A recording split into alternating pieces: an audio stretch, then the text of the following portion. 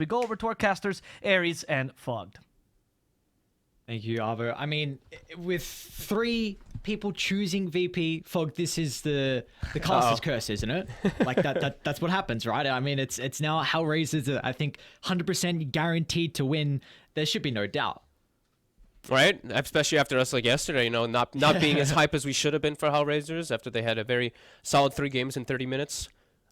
Yeah, I mean, we're gonna have to see. It's really gonna be, can they withstand the storm? And I'm really gonna watch DM majority of this laning phase because I think this is really hard.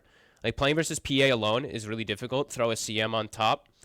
Let's see if he even skills the boars. I saw yesterday when I mean, we see it a lot, of course, but like when you're in such a bad matchup, maybe he just goes the 4 points in axes, maybe 1 point in board later. We'll see. See what adjustment it is. I've seen like Beastmasters recently just go like 1 point axes if it is a bad lane. I haven't seen anything more than that. It just seems like still if afterwards, like maybe if you were lucky and had the Crystal Maiden, if with the Menace Sustain you might be able to, but I'm in agreement. I think that lane is going to be really difficult, and I thought maybe having like a strong support could offset that, but it feels like Crystal Maiden's actually going to match up really well into the Weaver as well. He does go axes too, so... Yeah, I think you just straight up have to. They get the grab. Okay. A little bit of damage onto Watson to start. Really doesn't want to level that Phantom Strike, but he will be forced to now. So that's the little damage coming through from Makoto, and Yami's actually going to continue the hunt. Watson now has the Duke and Jai, but with the Makoto following up as well. He's got the boots on the Shaman, so I will be able to close the distance shortly, and there's nothing really Melody can do. The creeps have already passed. There's no target to jump to, and already the start for Virtus Pro kicking off strong. I was about to say too, like they better persist and go for that kill because Shaman went Shackles. Like if you go Shackles with the dagger, but I mean DM's just always getting that denying. It's a lot of experience in gold throughout the river. They've been able to pick up the haste. Level 6s on Rabel and GPK. It's going to be a little bit more of an advantage to Rabel. He's able to blink out to the eastern side and still get an angle to drop the ultimate. So HELLRAISERS find their first kill of the game. Rabel's going to... You said, I mean, we were anticipating the factor of the Queen of Pain to help out some of the side lanes. Shamich is taking a decent amount of damage, but that just gives time to DM to just beat down on... Unavailable. Darkseer also just TP'd bottom, so they know... Very likely that this PA is stuck up here alone. And this is something that we did mention in the draft, though. Like, if DM gets away with the lane, you match up really well versus the Phantom Assassin in regards to not having a cooldown and being able to just have this tempo controlling aspect. And PA does not farm the jungle fast at all. As Melody and Weaver both battling under the tower. You know, we're just like, come back here, buddy. I'm trying to get this kill before I go down. Melody at least able to get out to the outskirts, and bottom the action continues as Pure getting this bonus movement speed. Already the Bloodseeker diving so deep under the tower. Gets the last swipe on the Nyx. He's going to TP out as well to success. Makoto might not be as fortunate. A little bit difficult for Rabel to chase though without any points in the dagger. So they're going to... Feels like die. I mean, they're going to have to ward so defensively just to secure the jungle and bottom lane. GPK is going to TP down as well. Limitless drops the wall to no avail. Pure's just going to be able to farm up onto the Illusion Crypts. +5 gold. Thank you very much, sir. Now Makoto's eyeing up Rabel, but there will be no follow-up there. So, I mean, already a 3,000 net worth lead. And this has to be so scary considering this is what we saw Virtus Pro do against PuckChamp. And they absolutely demolished them in, you know, both Game 1 and Game 2 yesterday. Yeah, and how do they stop the mid push? They don't have the deep push at all, really. DM gets the stomp, another free kill on Malady, and another tower that's just going to die. This game is... It's spiraling completely out of control already.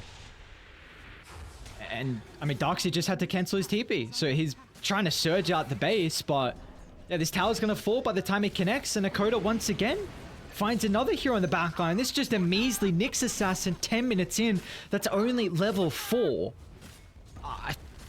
The question has to be asked now, did they just not respect the winning lineups from Virtus Pro yesterday? I have to be honest, like, this ideal. They are going to run into a Koda. Here's this level 6 from Gilgar. At least the Shaman's able to drop the Serpent Wards, and they'll still trade the life for the Queen of Pain as well. Very nicely done from the Shadow Shaman. to at least get a trade out of that. And I mean, you're more than happy with getting the position too, and maybe more blood That's on it. your hands as well. So going to try and drop the Roar under the tier 2 tower, but with the follow-up burst potential from GPK's Meteor, that also gets rid of the Phantom Assassin, but they're not done just yet. Limitless, he's also trying to connect to the lane, but they've dropped the Rupture out. Pure is showing up as well.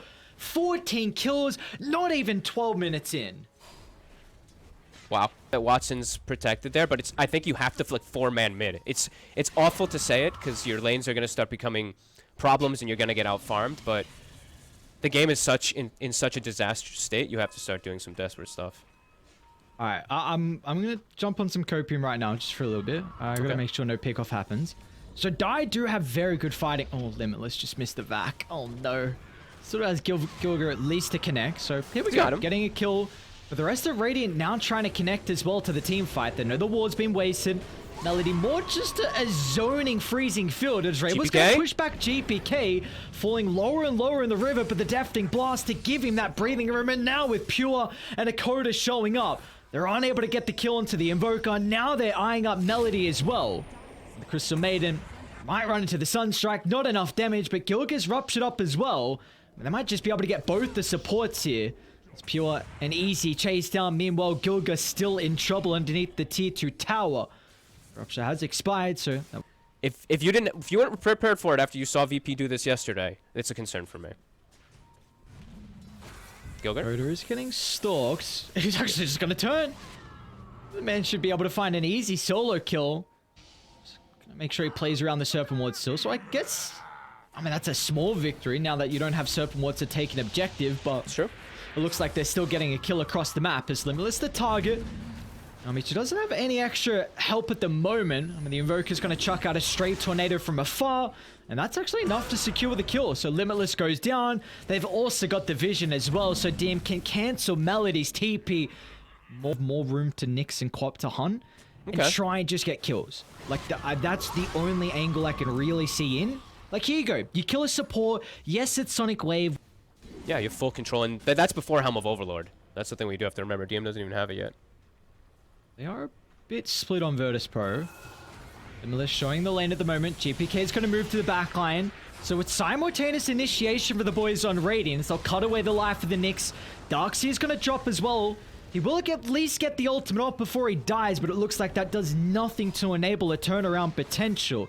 As the rest of the Hellraisers are able, he actually jumps straight into a Coda with the blink on the Shaman. He's got the follow-up. Watson's in trouble now as well with a Rupture out. There's no escape. He's going to be forced to stand his ground and man fight, but with 5 down at the front of the tier 2 tower, more objectives soon to be claimed.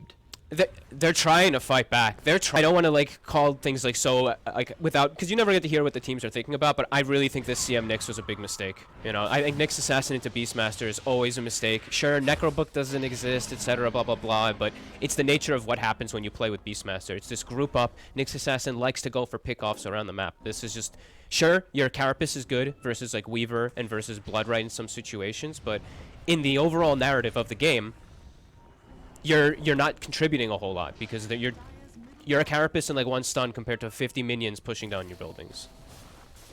Aegis advantage on Virtus Pro. They might just lose the life of the Weaver before the fight breaks out. Somehow, he still gets a time-lapse off. I mean, that really is just the story of this game. If they lose all 5, they might just call it quits. Limitless is able to drop the vacuum, cliffing DM, but 4 have already been melted, and they have had enough. A pre-20-minute GG out as Virtus Pro get a similar lineup to what they had in yesterday's series, and they just steamroll over Hellraisers.